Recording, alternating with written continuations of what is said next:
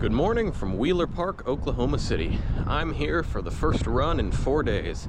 My last run was at Niagara Falls, 1,000 miles away and about 10 degrees further north. And the climate is definitely a lot different. It is a balmy 75 degrees here, which is not my favorite type of running weather, but you know what? What choice do I have? Let's make it work.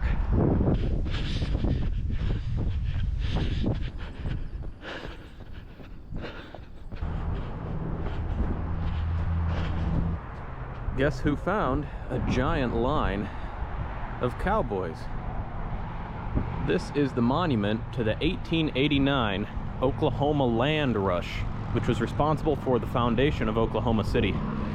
In that year, the Indian Appropriations Act was passed, which basically said that any land in Oklahoma which hadn't been directly apportioned to individual Native American tribes, or Native American tribal members actually, was now open for free settlement. So at noon on April 22nd, 1889, the guys who I'm sure aren't actually those guys, but the guys represented by those guys, fired off a cannon and sent thousands of people into the territory that would eventually become Oklahoma City.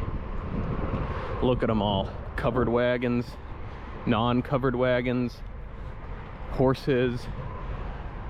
This guy up here has a kind of a Stalin mustache going on. Yeah, kind of a dark day for the natives in the area, but without it, Oklahoma City probably wouldn't be Oklahoma City. The statue also represents the turnaround point for my run. I've gone about 2 miles so far.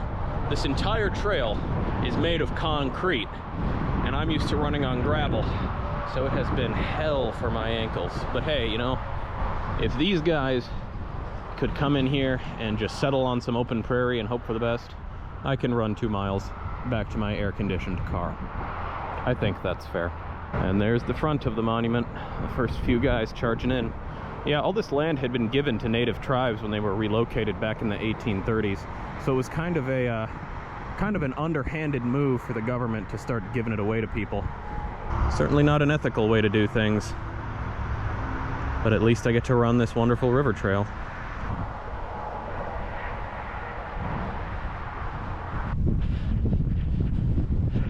All right, let's take the drone out for a spin, shall we? Welcome to Oklahoma City. There's the river that I ran alongside. Looking down, there's the running trail snaking alongside it. Here's the highway. And off in that direction, the west, the Great Plains, where I'm headed next. Look how flat. Yep, if you look way over there at the bend in the river, that's where I ran to and where that monument was. Yeah, I've been getting some pretty bad heavy wind warnings, so might be worth heading home. Hello, car.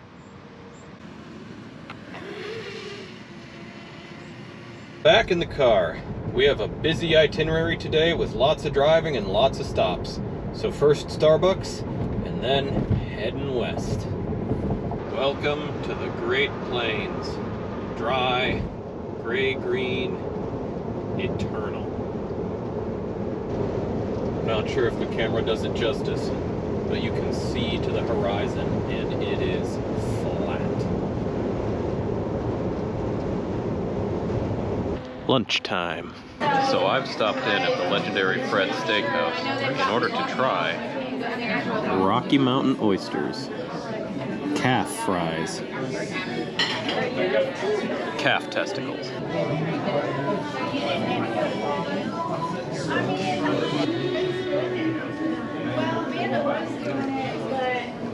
Cow calamari. It's cow calamari. Not bad. Fresh off my first experience eating bits, I'm now headed to the National Route 66 Museum, which is marked by the biggest Route 66 sign ever. Look at that monster. Look at this half car.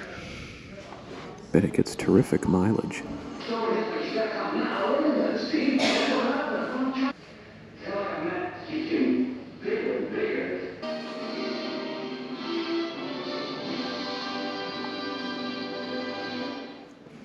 They even have a Popeye bench. So it turns out that this one museum complex actually houses 4 museums and a bunch of other little buildings. That was the Transportation Museum.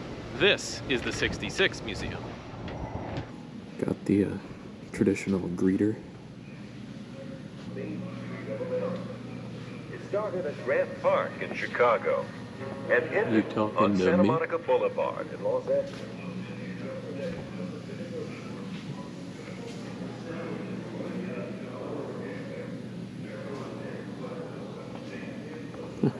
Been there, done that. Same. So this is what the Jode truck looked like. Interesting. Here's what they call the Indian Trading Post. This guy has a pet coyote. Look at the length of this Corvette's front.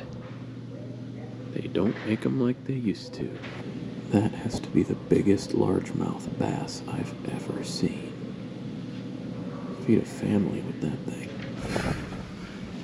My nemesis. Look at you, dead and in a cage. Where y'all belong. That up there is why you never pss in strange territory. We've got a whole little mini town out here. Historic Elk City. Look at all these wind-powered pumps. Call them aeromotors. I think this is where they got the idea of the moisture evaporators on Tatooine.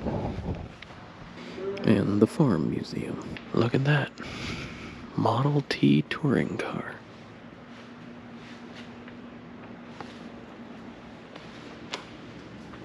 You think once you'd toured enough in a touring car, you would call it touring complete? Look at all this tangled farm machinery.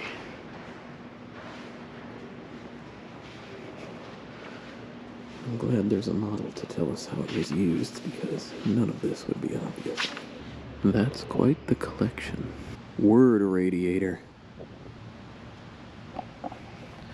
That's me when I get excited about something. So that was Elk City's museum complex. There was also an art show on the other side of the street where they had some beautiful paintings of local landscapes and also some, snow and other things that appeal to me as a northern boy. But there was nobody there to take my money, so I didn't really end up buying anything. How sad. Maybe there'll be something a little further along the way, maybe in New Mexico. I'd like some souvenirs that I can put up on the wall rather than just continuously drinking coffee from them. But what you gonna do? I have roughly 2.5 hours to Amarillo, where, God willing, I'll at least be able to get a haircut. Back in Texas. So the supercharger here in Shamrock is right along old Route 66, In the back of this old Conoco gas station. Look at these pumps. 34 4/10 per gallon. That must have been the day. Not much inside. Even got this old tow truck hanging out in the back. Yeah, this is definitely a little more Texas than the Texas I'm used to. Sadly, it's Sunday, which means not only is the old gas station all boarded up, but the gift shop is also closed. So that means no ice cream, no weird kitsch, not even a sip of local coffee for me. So unless I feel like chowing down on animal feed, I'm gonna have to make my way to Amarillo. On the other side of things, it's finally getting hot enough for me to wear my big hat. Yeah, welcome back to Texas. Big hat time.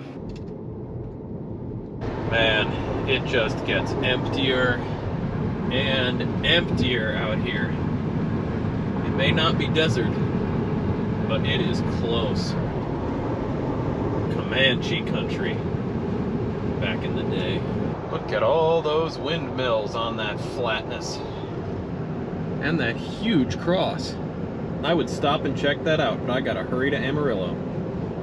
Look how far away you can see the windmills. It really is like an ocean of grass out here.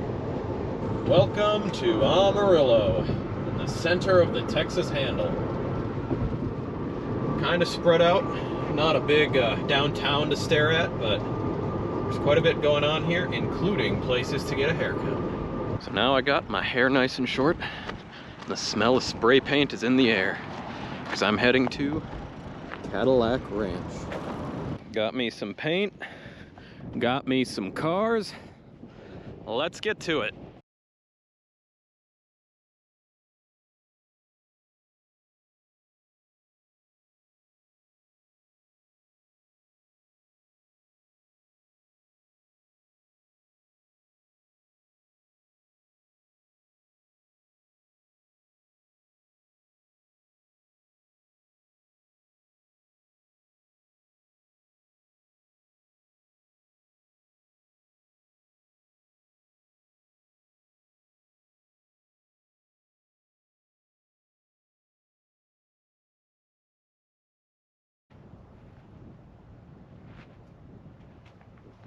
Alright, now that I'm all high up on paint fumes, it's time to do the last 100 miles into Tucumcari. Vista alert! Look at this. Coming down out of these plains into some other plains, and look at that. What a crazy view. I only wish the windshield was not covered with so many bugs. Welcome to New Mexico. The windshield was getting real gunked up with bugs, to the point where I couldn't see when the sun started to go down in front of me. So I've just wiped them all off with my hand. One of the rites of passage of the Mother Road, I guess. But hey, got a lot better views now.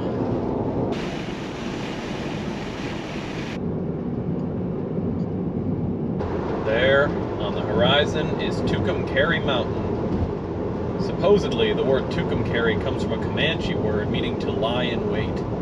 This mountain out here in the middle of the plains, I mean, it is kinda lying out here and waiting.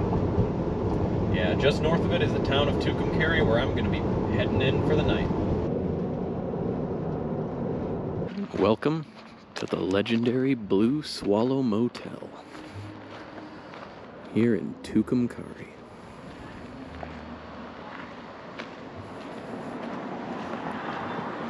Here's an authentic 1939 room with original desk and side table, most of the bathroom, and lamps from the 50s.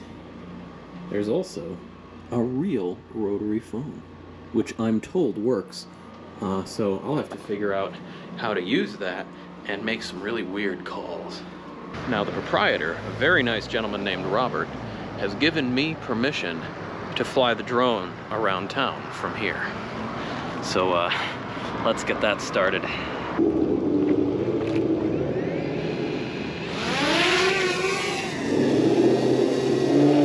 All right, looking around. There's the mountain again. Everything else all around here. Let's go check out Route 66.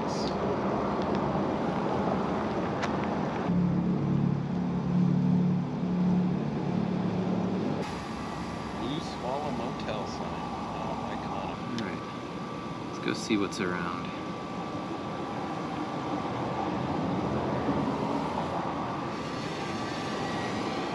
So cruising down Route 66. The Motel Safari. There's a gas station. Oh, might want to get a little higher up. Ooh, there's some birds.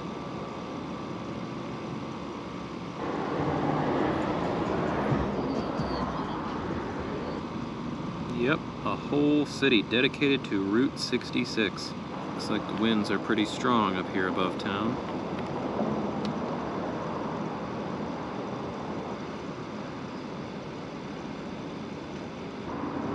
Me.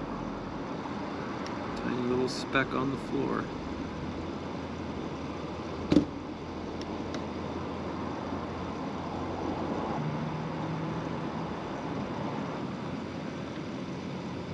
There's a giant Route 66 sign over there. So I'm packed with food after eating at the Powwow Cafe. It's dark here, and everything is glowing. And the coolest part is that the Tesla charger, which is actually owned by the same guy who owns Blue Swallow Motel, is at this old Conoco gas station. How scenic is that? So now that I'm back home and it's dark out, let's see some of those neon lights.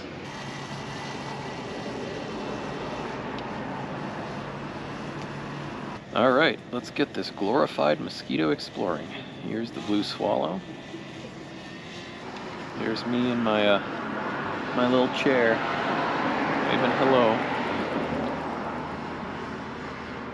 Let's see what's over there. All right, and we've got the Motel Safari. What a cool look. The beautiful neon sign of the auto parts store. Always a classic. Not a lot going on over here. There's something. That is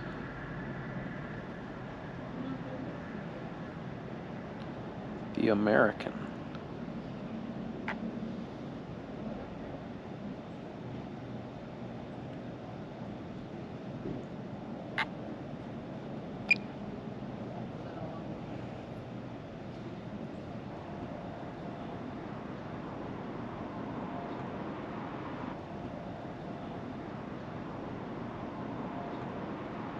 So I spent the evening chatting with all sorts of interesting people. Folks that I met at the Powwow Cafe, folks that have been staying here at the Blue Swallow Motel with me, even the owner of the motel itself.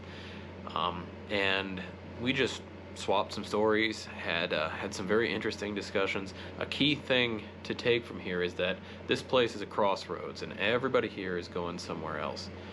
And everybody's very friendly, and if I had the chance to come back here and stay again anytime I'm heading out west, I'd probably do it. Good night.